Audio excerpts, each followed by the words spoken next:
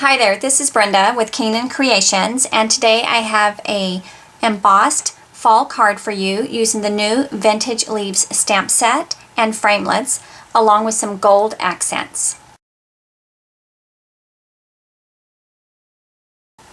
We're going to start with Whisper White cardstock, and this is 3 7/8 by 5 1/8. I'm going to stamp the greeting first in the lower right corner. I'm using a greeting from the 10 of Cards set with Mossy Meadow ink. Just tap on your ink pad and then just stamp this in the lower right corner. Press firmly and lift up slowly. We're going to be using the Vintage Leaves stamp set, and this stamp set comes with matching framelits, so there's a framelit for every image in this set. Next we're going to use Garden Green ink, and I'm going to use the largest leaf. Just tap it across your ink pad. It's okay to stamp off the paper and lift up slowly. We're going back to Mossy Meadow ink. It doesn't really matter which color or which leaf you use, but I do like to stamp the leaves close together, working my way out to the edge. I use a variety of greens just to give some variation in color. We're going to Pear Pizzazz next. And I'm trying to remember to leave some space around the greeting and to not get too close to that, because I want to have some open area without any leaves.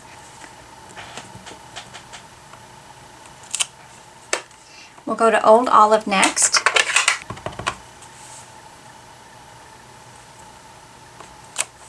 And back to Garden Green.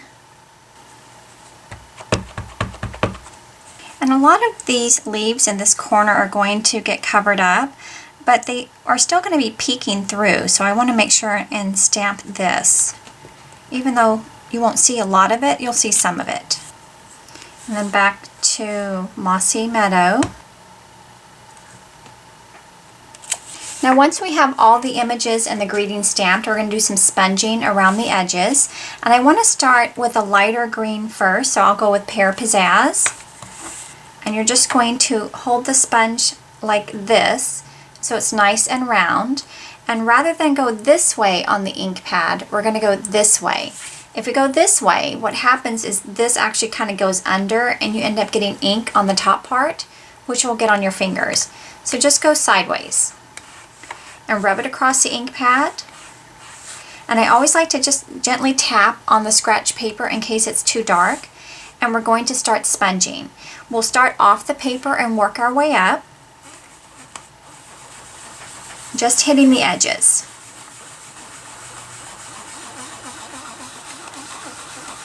I like to get most of the ink around the edges first before I start working my way in. And we're just going to repeat this around all the edges.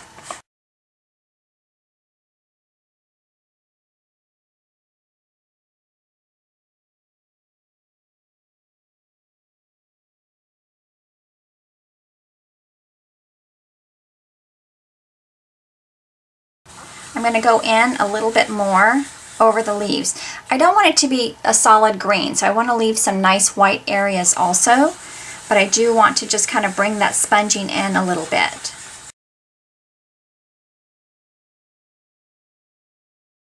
Now I'm going to finish with a little more sponging around the edges with a darker green, so I'm going to go with, I think, Mossy Meadow. Now Mossy Meadow is a darker green, so you're going to have a lighter touch with this.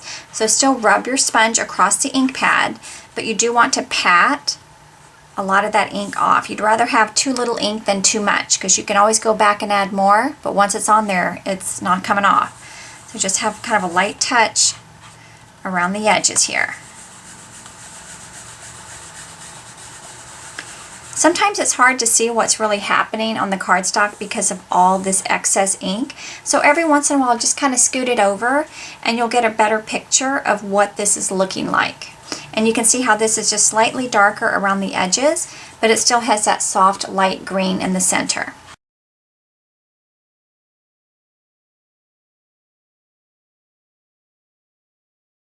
So So I like the way this looks. I'm going to set this aside for now.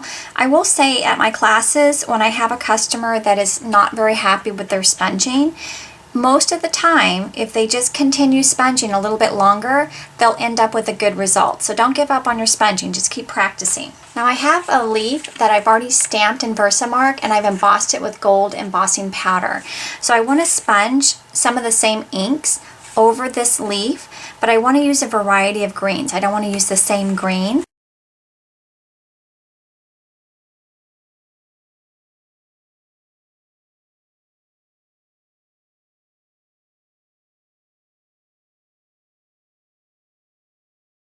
You can see we have a nice variety of greens on this leaf, and it's going to make it really pretty when we cut this out instead of having just one color. Now I've already die cut this leaf with the framelit that comes with that set, and you just run it through your big shot and you've already got that ready to go. We're going to use some of the gold satin ribbon and we're going to tie a bow on the left side. I'm right-handed, so the end of the spool is always in my left hand. My right hand is doing most of the work. So I'm just going to make an X, and what's on top is going to go underneath. And then I let the paper just move. It just kind of naturally wants to rotate a little bit. And I'm going to use my middle finger to hold it down in the center. And I'm going to pull this towards me, and I'm going to switch middle fingers. Now I'm going to make my loop here. This to me is the hardest part. Switching middle fingers again. And then you take this and you wrap it around the loop and you have to push it back through. So I'm actually pushing it through and setting this middle finger back down. It's hard to show on camera, but it is also a practice thing. So then I just tie it. And I really don't care what this looks like. I just want it tied, and then I can fuss with it. So the trick is, if you just pull this to make this smaller, this whole middle section is going to get loose and you're going to have to start all over. So if you hold the loop on the bottom part of the loop, and then you pull it, it keeps that middle part from getting too loose. And you do want this to be smaller than you want to end up with, because you're going to have to give it one more tug. So then I'm just going to repeat that for this loop over here. This one you need to hold on the top, and you're going to pull this one over here. So now once we have these two loops small, we're going to give one final tug and do a little bit of adjusting. It takes a little bit of back and forth to get it just the way that you want it, but I think it pays off with a really pretty bow when you're finished. So we're going to slide this over. I'm going to fix that just a teensy bit right there. I only use my ribbon scissors for cutting ribbon. So we're going to do a little angle here, and we're going to turn it, and another angle here. And then I'm going to scoot this a little bit. I want it more towards the top, so I can kind of slide that. And like I said, you can fuss with this a little bit once you get it tied, so you get it the way that you want it. Now I do like to take a glue dot. I don't know where my pokey tool is, so I'm going to get in trouble using my finger here, but we're going to try. It wants to stay stuck. So I want to take a glue dot and just put it right under that knot, just to keep it in the right place. So now we're going to add adhesive all around the back. And this is our gold foil sheet, and it's cut slightly larger. So this one measures 4 inches by 5 1/4. And we're going to hold this up until we get it centered on the bottom and these two sides. And see how I can set it down without actually pressing it down. And we'll just kind of make sure this is where we want it. That looks pretty good. And we're going to add adhesive all around the back. And the front of our card is Old Olive, and this is your standard 8.5 by 5.5, and it's scored down the middle at 4 1/4. And when I fold it over, even though I've scored it, I still like to make sure these edges line up nice and neat. And then we'll just add this to the front. Now the card looks pretty just like this, but I do want to add that embossed and die cut gold leaf. So you can see I'm repeating the gold 3 times. The gold layer, the gold ribbon, and then the gold embossing. So I'm going to tuck this under the ribbon. with a glue dot here and dimensionals here. So I'm just going to tuck that under right about there. And you can also kind of lightly curl those edges a little bit, just to give that a little more texture. I've already stamped and sponged the inside layer. This measures 4 inches by 5 1/4. We'll just add that to the inside. And I have an envelope to match. I hope you enjoyed today's project. For more ideas, you can visit me at KeenanCreations.com. Thanks and have a great day.